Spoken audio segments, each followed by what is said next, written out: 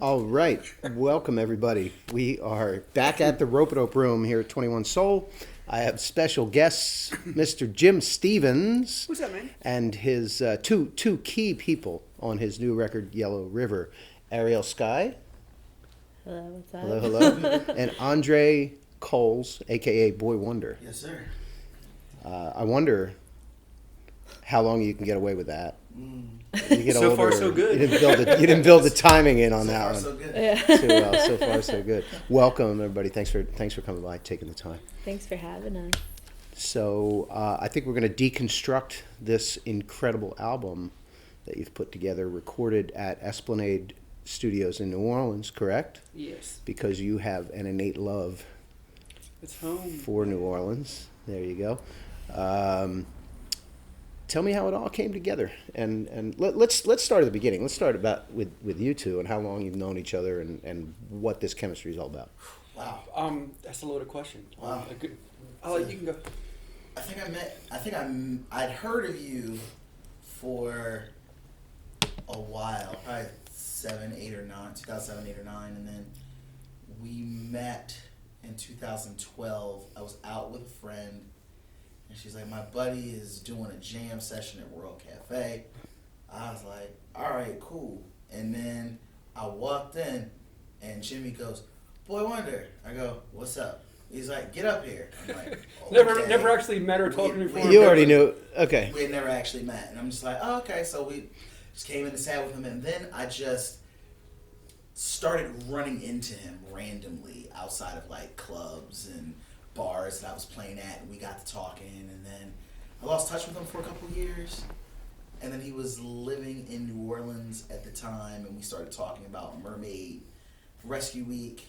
And then he was like, well, next time you're on tour, you're coming through New Orleans, just come stay with me. So, me and the guys in my crew, stayed in New Orleans at his place, overnight. And I think that's when we really kind of struck up a friendship. And then, a year later, he's like, I'm coming back to Philly to do what ended up being, on our way to forever. Yeah.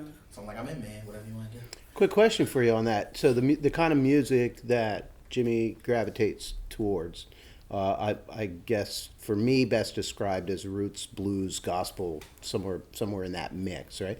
Is that something that you were already in tune with? Yeah, for the most part. I mean, that's the blues and gospel. I grew up on that stuff. Okay.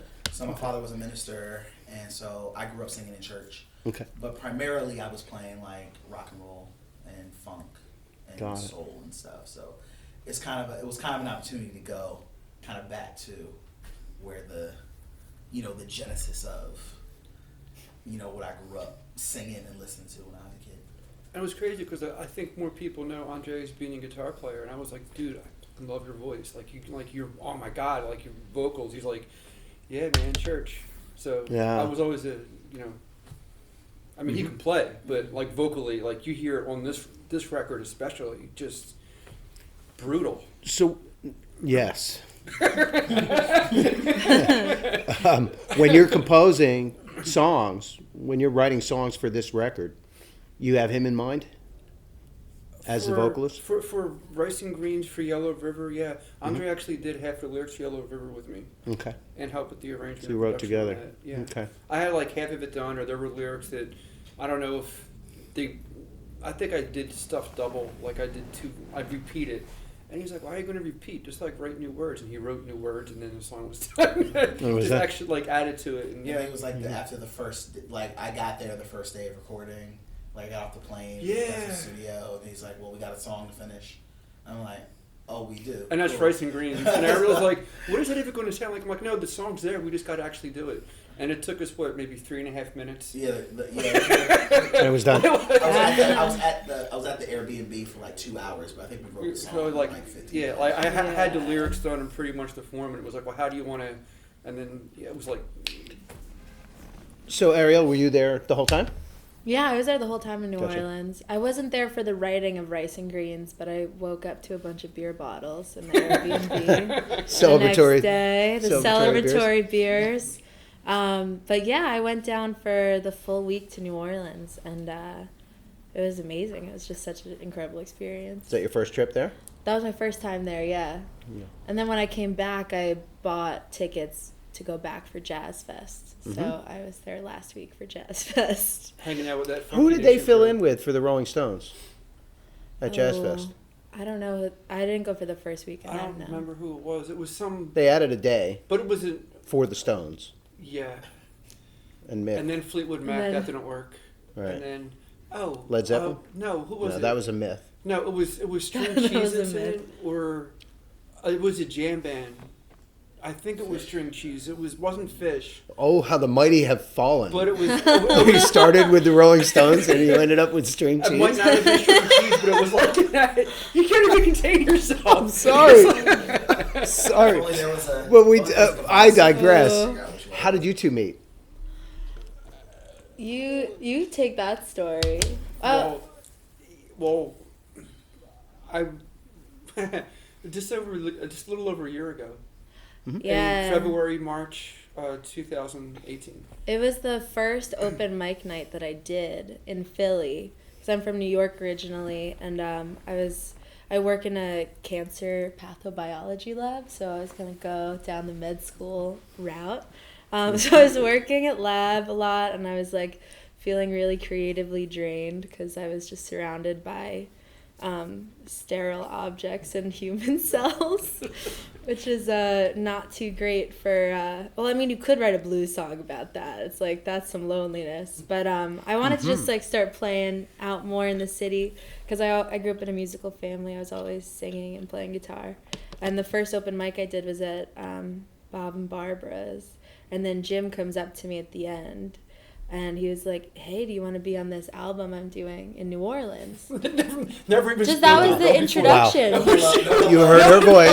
Yeah, Was like, You're like, that was the introduction. introduction. And I was like, you should be a "Who?" record label guy. Yeah, but I was just like, "Who the fuck?" Was I allowed to say that? Yeah. Well, yeah. Like I was just like, "Who the fuck are you?" Yeah, and believe it or not, like I'm really bad at talking to people I don't know. I don't like talking to people without an introduction. I just don't. I'm really weird like that. Even on Twitter? No, I don't do it. Okay. I just don't. Just and checking. So my friend Jordan was there, and she was like, "Oh, have you talked to the girl yet who sang earlier?" I'm like, "No, because it's me." So Jordan introduced us, and I was like, "Oh, hi, what's your name?" "My name's Jimmy." She's like, "Oh, my name's Ariel." I'm like, "Oh, I'm doing this Mermaid Rescue Week thing," and I can picture this girl looking at me like, "All right, my name's Ariel. I have red hair. Yeah. You're talking to me about mermaids, Yeah. and you want me Right. to be on this record with who?" Is that I a don't Disney even know reference? Is you. that the first Disney reference on First this one. show? Yeah. Yeah, and it was like, but it was Lo, how like the real. mighty Like have there's really a Mermaid Rescue Week. Her name is really Ariel. She really has red hair. There you And go. I'm we really really did the a record. mermaid, but And we don't really tell did the record. anybody. It was There you go. clear that It was he clear. wanted you to be a part of his world. Yeah. And That was a good one. we're a tight knit group. Maybe not in that way, but Yeah. we. So when Ariel came in, she started singing. She's like, "Oh, I'm from Brooklyn." I'm like, "Yeah, you're not from Philly." I said that to myself. And the first thing that she does Angel from Montgomery. And I was standing, like, Bob and Barbara's is small. So if Ariel's, like, sitting there playing, I'm, like, standing right here just like, who is this? Like, Right, who is this person? right. What is this? What is this? That's What that's is an this? interesting song, though. I mean, that's something that a lot of Who vocalists does that? do, Yeah. but not too many do it really well. That was one of the first songs that I learned on guitar, and I don't know why. I mean, I'm just such a Bonnie Raitt fan, but I always like loved John Prine's lyrics and stuff, so it just always resonated with me a lot. And like I remember people were getting a big kick out of it because I was like sound checking with the opening line, which is like, "I am an old woman," and everyone's like, "You are a baby." If John Prine can sing, I'm an right, old then I feel woman, like I can then sing you it can too. sing it. Yeah. But I always I love that song. It definitely has this like kind of like deep, true blues feel. Like you're like really in your feelings about Authenticity, something. John Prine songs. Yeah. Yeah, for sure. So you heard that, and Done. Like, so same double- question. Did you then change your writing? No. Did you? Were No. there particular songs? No. You said no. No. Okay. So you already envision female vocal on this. Okay. So let's deconstruct some of the songs on the album. I'm gonna be self-indulgent, of course, and you don't want to go right to To the band the band. and Bessie Smith. Had you known about that song before? I'd heard that song before, the original version, Not the Norah Jones version. Okay. But then everyone was like, sing it like Nora. So, a little bit of a... Audrey's such a dick to me. No, like, the first... I'm She's sorry. better than Norah Jones, actually. Thank you. I think it sits in a territory, and I rarely feel qualified to actually talk with an authoritative opinion about music, but I think it sits in I know this song really well, as I've explained to you before. The band, the Basement Tapes, is to me the most important album of the 20th century in folk and Americana, right? I don't want to diss all the jazz guys, Right. but I think it sits between the two really nicely. You know, it doesn't sound like you're copying Norah Jones. Yeah. And it doesn't sound like you're copying the band, but you have some of those more raw elements. Norah Jones is stunning to me. Her voice is amazing, but she always sounds like Norah Jones, Yeah, for right? sure. Regardless of what song she draws. Kind of like Johnny Cash when he does Beck, Right. or he does Willie. Yeah, He still sounds like Johnny Cash, and that can get repetitive. So I found it really interesting. What are some other songs on the album you like to talk about how they formed? Because I really like. I don't know. It's weird. Like I don't know. It's hard for me to just like pick one or two. But I'm glad I finally got to do Working Together. I've been wanting to do this song forever. But I needed the proper voices. Like the proper personnel. And if you listen, like there's so much subtlety. I think listen to that recording. Like Milk is just on drums. Like he just owns that. Like just there's like the subtleties, like, you know, and you put Andre and Ariel and Jatan like lead vocals on that. Like what is that? Like just but it needed to be that way. And Lori and Jeff just slay that. So I mean, what's interesting to me is you're in New Orleans, which everybody knows is sort of New Orleans is known more for, you know, Dixieland and jazz than it is for roots music. Right, but you've got people that you brought with, but also people from New Orleans or nearby. Yeah. That, you know, how did they fit into the mix? I mean, how does Big Sam come into a gospel blues Me and Sam have been record? talking about doing this record for 5 or 6 years. Even before I moved back there in 2014, we were talking about doing it. And Jeff Watkins, like we've been having this conversation. And Jerry and Milk, we've been trying to do this record, and just scheduling and booking and my own personal situations and lack of funds, it just never came to materialize. The stuff on this record was really supposed to be like part of Philosophical Soul. Like they were all like, there was like part previous 1 record. and part 2, the previous record, and this stuff I wanted to be part of that with this band or a version of this band that I have now with Shaun and Sam and Jeff. But it just couldn't happen. So when we all finally got together and we got to do it, it was just so much fun. And I was just sure everybody I knew everybody would get along really well. And everybody like just meshed, like the chemistry, like everything off the court, from the folks in Philly who didn't know the folks in New Orleans.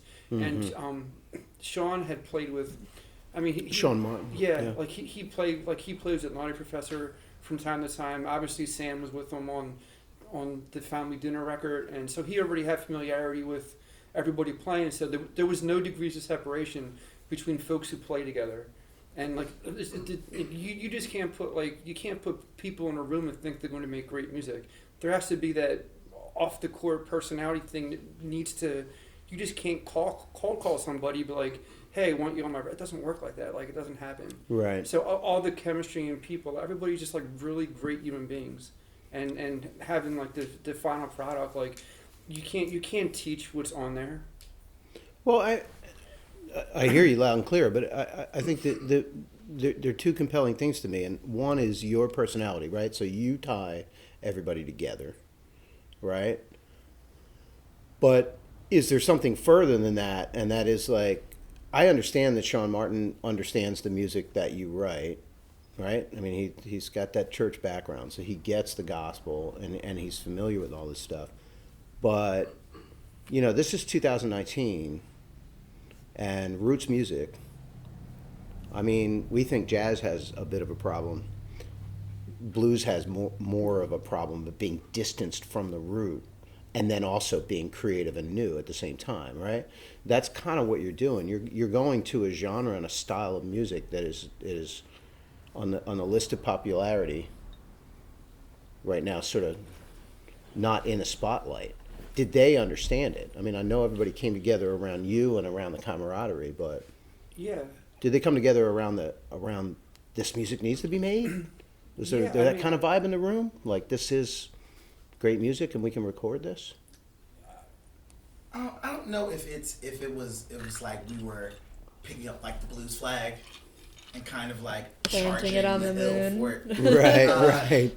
I mean, the great thing about blues music is that it's in all music. It's the root. Like I don't Yeah. care if you're like Beyonce or like Joni Mitchell. Joni Mitchell or Billie Throw it Eilish Or even Drake. right, or even Drake. Yeah. It's in it. Yeah. And the great thing about it is you can go to the blues and have everybody who is living in the world currently in 2019, us as musicians, and just bring all of our sensibilities together and just do what comes naturally in the room. Mm-hmm. And it was more of that happening than us being like, okay, deliberately. we're Yeah, trying but to I don't make do it- that. Yeah, we don't. we all just got into a room together and it was like we're gonna all do what we do and we're gonna leave the piecing it together to this one here. I hear you loud and clear. I think my question was more around people coming to it and going, I'm not used to playing this style. I learned it in church, or Right. or what are we No, doing? I What's the don't think vision? I- What's my motivation? Kind of a I don't- question. Do you know what I mean? Yeah. I think everybody was really, especially like the stuff on Torture Me and the stuff on Keep On, like that was like the brass section, they had so much fun with that because it almost is Torture Me almost goes in like brass band, like a brass band for like the end of the, and then it breaks down like, so everybody was really comfortable and really natural, and you don't, I don't. There's great horn players everywhere, talent-wise, anywhere USA or anywhere planet Earth. You're not going to be able to get other folks who did that naturally and that authentic on those songs, other than who was in that room at that moment. I hear you loud and clear. And Yeah. and you know, and even like I really like Spend My Life. I mean, I wrote that on 6-string, but I didn't want to, like, why was I going to play on that? Like, Shaun just took it and he owned it. What am I going to add to that? Shaun can own- Like what do you do with that? You know? Well, I think it's time for us to wrap things up a little bit, but I want to encourage people to take what you've listened to here, get some understanding, and now dig into Yellow River from Jim Stevens, Boy Wonder, Ariel, not the mermaid, Ariel Skye. with an Ariel E. Skye with an E. Yeah. Go follow and- me on Instagram. No. I'm in awe at this is how it happens. Like a person has a vision, and he collects people around him who are talented, who understand the vision, are willing to trust him, and art comes out. That's the way it works. So check it out. Thank you all. Really appreciate it. Thank you.